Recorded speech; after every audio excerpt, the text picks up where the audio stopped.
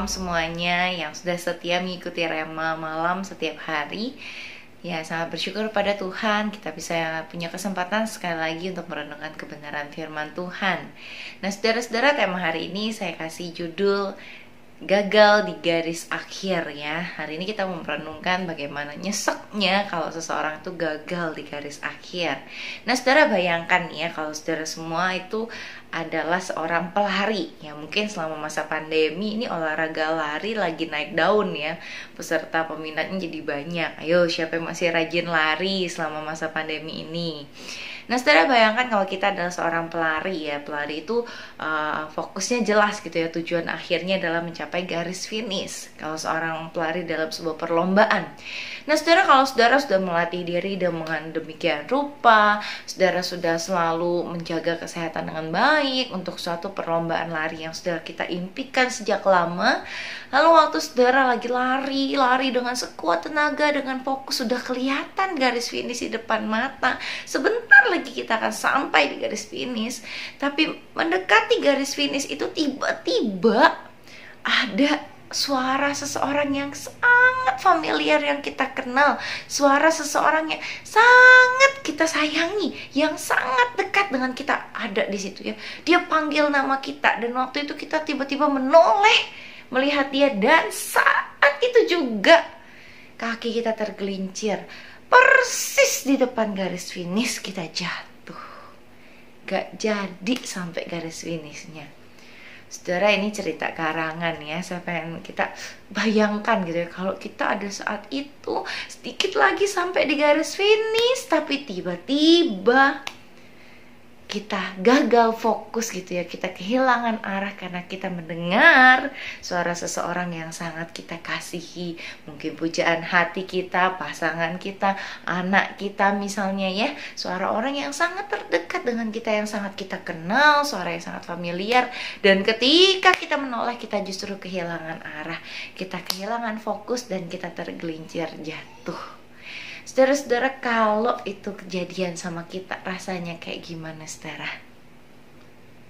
Kita nggak mungkin dong nyalahin orang yang neriakin nama kita dengan semangat, misalnya, oh papa semangat gitu ya, ayo sedikit lagi, atau ya suamiku semangat. Waduh, kita dengarnya masa kita salahin ya. Saudara, kalau kita di sisi itu rasanya nyesek banget ya, udah dikit lagi tapi gagal, udah garis akhir udah kelihatan tapi gagal. Saudara, ada satu bagian firman Tuhan yang sama nyeseknya dengan cerita tadi, dengan bayangan kita tadi ya. Itu terambil dari 1 Raja-Raja 11 ayatnya yang keempat. 1 Raja-Raja 11 ayatnya yang keempat, demikian bunyi firman Tuhan. Sebab pada waktu Salomo sudah tua, istri-istrinya itu mencondongkan hatinya kepada Allah-Allah lain, sehingga ia tidak dengan sepenuh hati terpaut kepada Tuhan Allahnya seperti Daud ayahnya. Saudara, ayat firman Tuhan ini sangat nyesek sekali kalau kita tahu kisah Salomo. Saudara, Salomo raja yang baik atau raja yang jahat? Salomo bukan raja yang jahat. Dia raja, termasuk raja yang sukses, raja yang baik memerintahkan rakyatnya. Bahkan di zaman Salomo, rakyat Israel itu merasakan makmur dengan luar biasa. Dia juga terkenal sebagai raja yang bijaksana. Kebijaksanaannya, kekayaannya yang luar biasa, itu sampai terkenal ke bangsa-bangsa lain. Salomo raja yang luar biasa, Salomo raja yang sukses pada masanya. Tapi Salomo juga raja yang mengambil banyak sekali istri. Ada 300 istri dengan 700 gundik, luar biasa ya. Ada 1000 total ya, mungkin itu angka yang dibulatkan atau apa ya, intinya sangat banyak sekali. Nah, saudara, di tengah-tengah itu semua Tuhan sudah memperingatkan Salomo, jangan ambil wanita lain, nanti hatimu bisa berpindah kepada Allah-Allah mereka.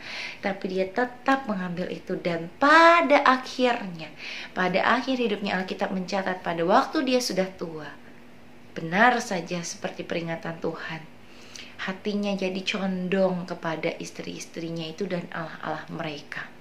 Di ayat yang pertama, sebenarnya kalau kita baca dikatakan Salomo itu mencintai istri-istrinya yang banyak sekali itu. Dia mencintai mereka, oleh karena itu pada akhir hidupnya hatinya yang mencintai istri-istrinya itu terbawa juga untuk mengikuti Allah-Allah mereka, ilah-ilah lain. Dan akhirnya Salomo bahkan mendirikan mezbah dan juga berbagai penyembahan untuk dewa-dewa yang disembah oleh istri-istrinya itu. Dia tidak lagi setia kepada Allah. Akhir yang sangat mengenaskan untuk perjalanan hidup yang sebenarnya sudah sangat baik yang dirasakan oleh Salomo. Dia berbeda dengan Daud ayahnya. Daud pernah jatuh, Daud pernah gagal, Daud perjalanan hidupnya tidak mudah untuk menjadi seorang raja.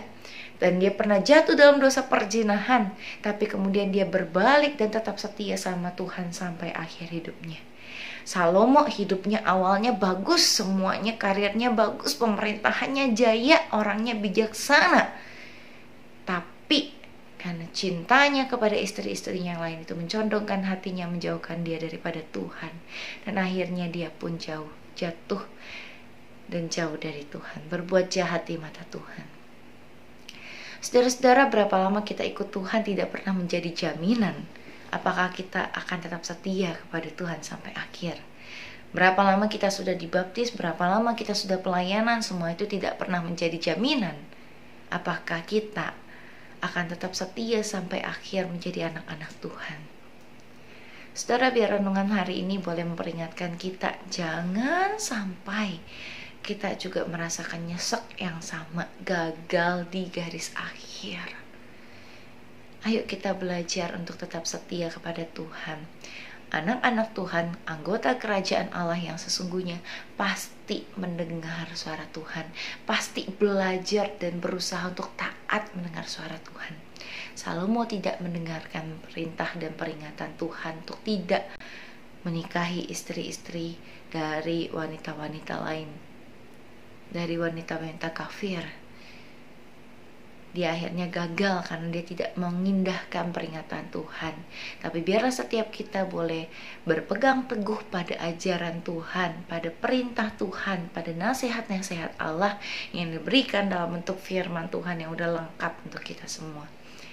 Biarlah setiap anak-anak Tuhan boleh berpegang pada itu dan belajar taat dan setia sampai akhir hayat kita. Kita tetap menjadi anak-anak Tuhan yang taat. Jangan sampai kita nyesek di garis akhir. Mari kita satu dalam doa. Bapa, kami bersyukur kepadamu Tuhan untuk satu anugerah yang sudah Tuhan berikan kepada kami pada malam hari ini. Kami boleh sama-sama membaca dan merenungkan firman Tuhan. Tolong kami ya Bapa. Kami tahu kami ini manusia yang lemah. Kami seringkali gampang tergoda. Kami seringkali gampang terdistorsi oleh berbagai hal, gampang ada begitu banyak hal yang bisa menarik hati kami jauh daripada Tuhan, orang-orang yang kami kasihi, keinginan-keinginan pribadi kami, mungkin juga ada ambisi-ambisi pribadi kami. Tuhan, tolong kami yang lemah ini agar malam hari ini firman Tuhan boleh mengingatkan kami. Kami tidak mau punya akhir yang sama seperti Salomo Tuhan. Kami mau jadi anak-anak Tuhan yang setia sampai akhir. Kami berdoa kiranya Allah Roh Kudus boleh menguatkan kami, memperingati kami, hajar kami Tuhan ketika kami mulai jauh daripada Tuhan, sehingga kami boleh ingat untuk kembali setia, taat pada perintah Tuhan sampai akhir hidup kami. Terima kasih Tuhan, kami menyerahkan seluruh diri hidup kami ke dalam tangan Tuhan. Di dalam nama Tuhan Yesus kami berdoa. Amin.